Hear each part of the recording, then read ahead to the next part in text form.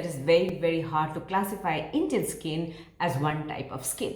Some research papers chaired by biggies from L'Oreal, Ayurveda and collagen juice. We're going to be talking about all those things in this video. I found some papers which all began or at some point had some kind of subtext, and I'm going to be quoting this text. Defining Indian skin as Asian skin or skin of color may lack accuracy. My lord, note kiya jaye, because although India clearly pertains to the Asian geography, the Indian population shows a remarkable diversity with more than 2,000 ethnic groups. In this context, Indian skin shows a wide variability in skin as well as some specifics. And we all know that, right? If you just sit back a little bit and think, people from Calcutta have very different skin from people from Delhi. The same comes into play when you look at skins from, say, the south of India and you look at skins from high reaches of North India, say Leh Ladakh or, Himachal Pradesh. So, I read a whole lot of papers and this is what mota came out of the papers. And this is important because this will help us construct a skincare methodology which will prevent the common complaints that Indian skins have. The first thing is that the Indian skin has the lowest amount of transepidermal loss of water, which is great. Our skin is able to retain water very efficiently. It also has fairly good ceramide levels, which is the reason why Indian skin doesn't tend to wrinkle so much as compared to Caucasian skin. But the Indian skin has the weakest skin barrier, which leads us into the second point. The Indian skin and the Korean skin is almost similar in terms of the color variation, right? In India, the skin can vary from really fair, really cold tones to a bit warmer, going to really warm tones. So, बहुत ज़्यादा variation है. The most remarkable difference between the Korean skin and the Indian skin is that the Korean skin with age does not develop the pigmentary disorders that the Indian skin does, even though we are all largely classified as Asian skin. So to achieve this really gorgeous skin as we age, the steps have to be taken today.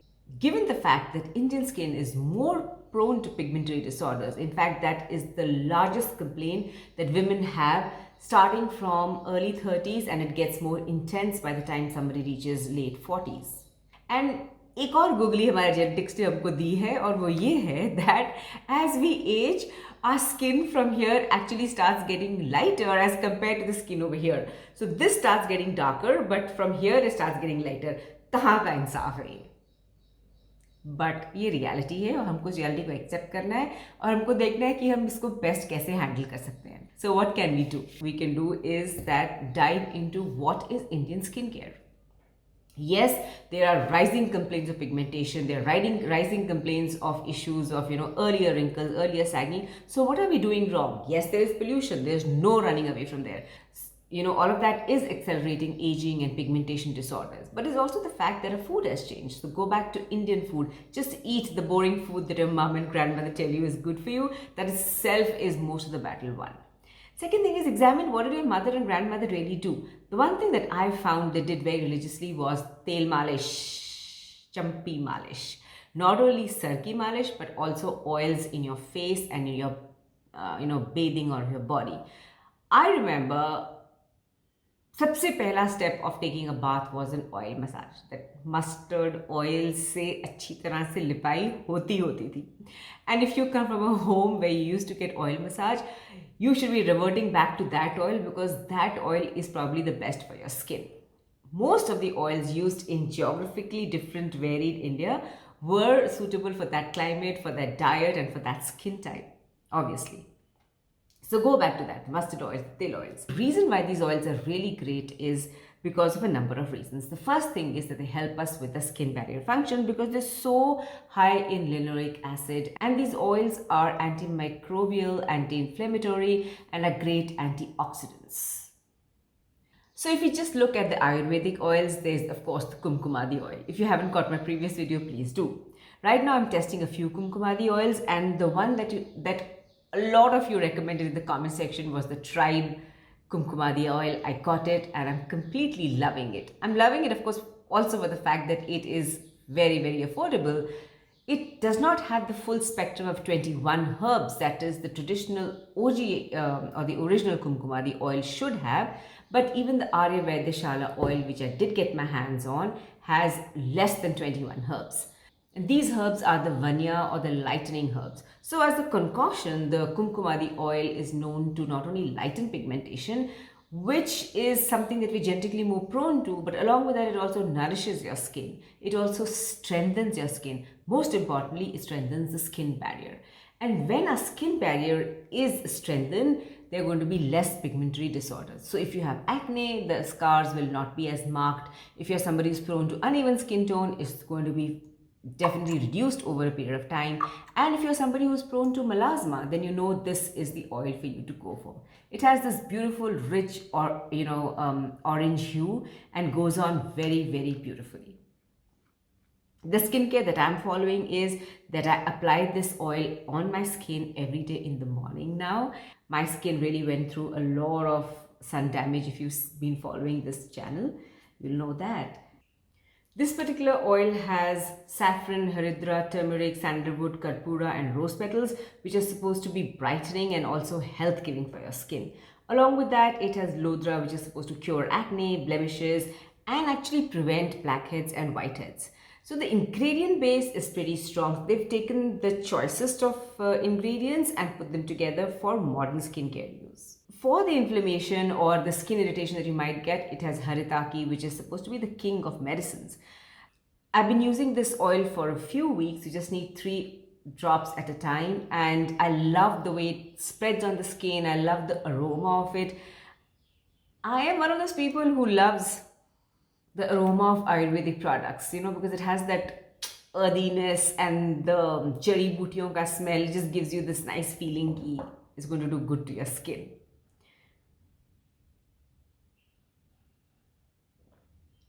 I hope you guys are drinking your collagen. The most critical ingredient that it has, which is what is the base of Kumkumadi oil, is Manjishta.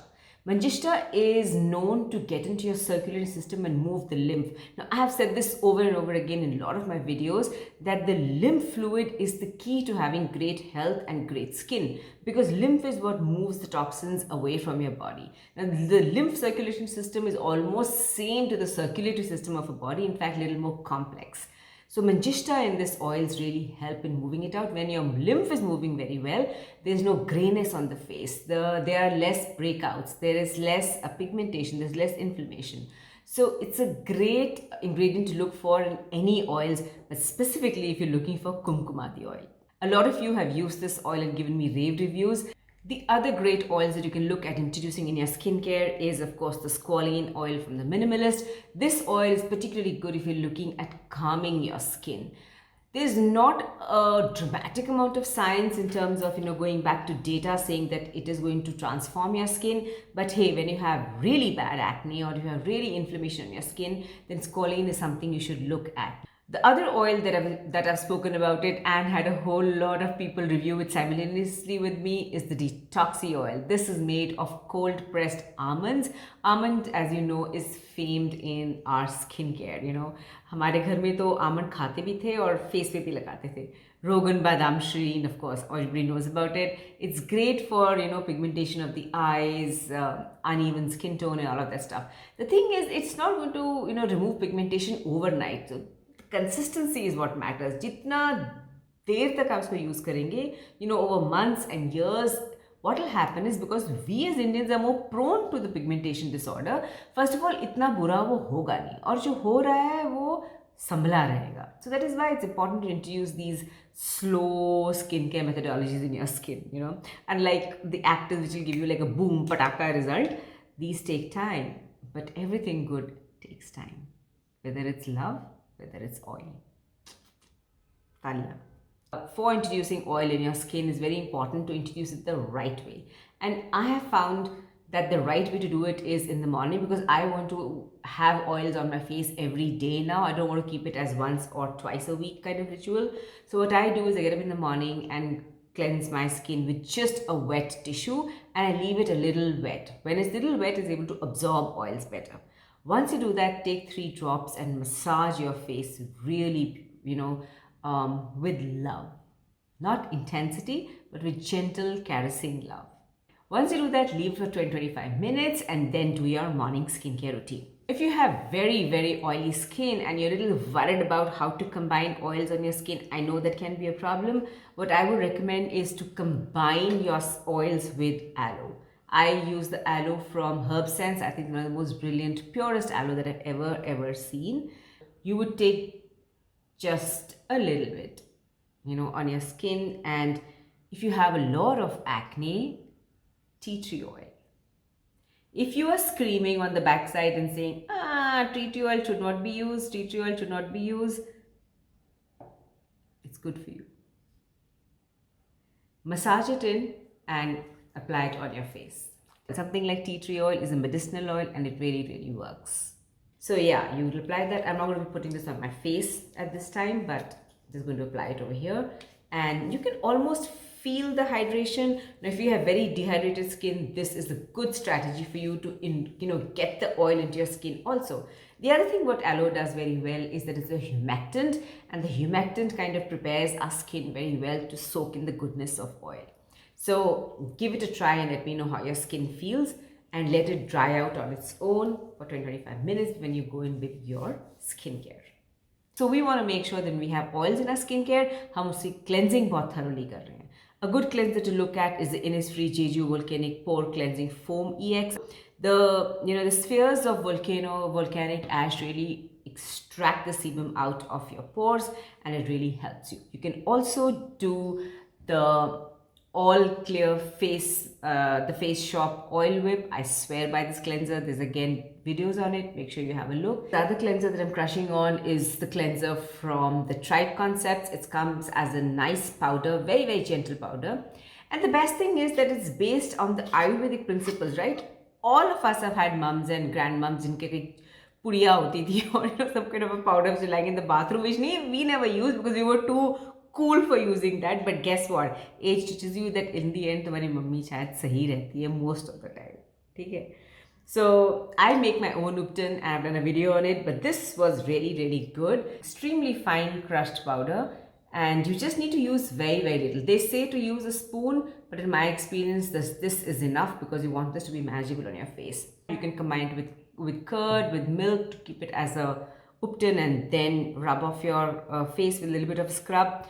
Does not have any grittiness that's going to damage your skin in any way. It is packed with brilliant ingredients, and it gets a little messy though, I have to say that, because sink mein agar aap karenge to sink काफी dirty ho jata hai. So just do it when you're having a bath.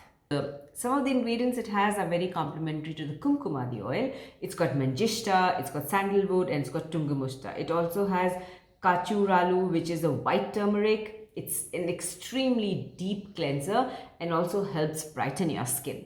When you use it, you can feel the change in your skin in terms of the softness and the smoothness. It has to be experienced to, for a week or so for you to start seeing the changes and to really appreciate the goodness of ingredients in it. It's got a few ingredients to give you the glow. It's got bavanchalu, fenugreek, turmeric, and dried rose petals.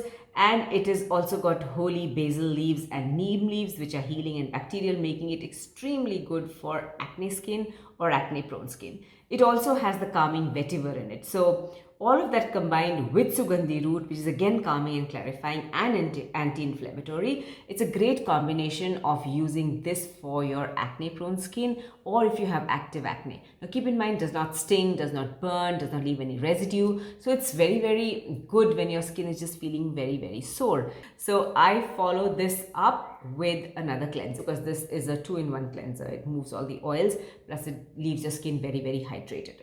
And that's because I just love my skin to be squeaky. It's a quirk. What do you do? Ain't nobody perfect, right? And no judgment. For those of us who suffer from melasma, hyperpigmentation, or acne scars, I can recommend a few oils which have worked beautifully for me as well when I was helping my skin recover. The first one is, of course, the rosehip oil. The other oil is the argan oil or the Moroccan oil, and it's very light on the skin. And it's non-comedogenic. So in fact, all the oils that I've spoken about over here are non-comedogenic, so you don't have to worry about it irritating your acne, because remember I have acne prone skin also. So हम वो कोई चीज़ use नहीं करते हैं जो acne को aggravate करेगा. Then there's also the kiwi seed oil. It's again a very good oil. It's a good oil, especially if you have very, very oily skin, because it's very light. And if you're looking for also anti-aging benefit along with acne fighting and skin rejuvenation, it'll give you both the benefits. I think sab cover ho gaya. I've got so many products lying over here. Yeah, so for more, let's meet in the comment section.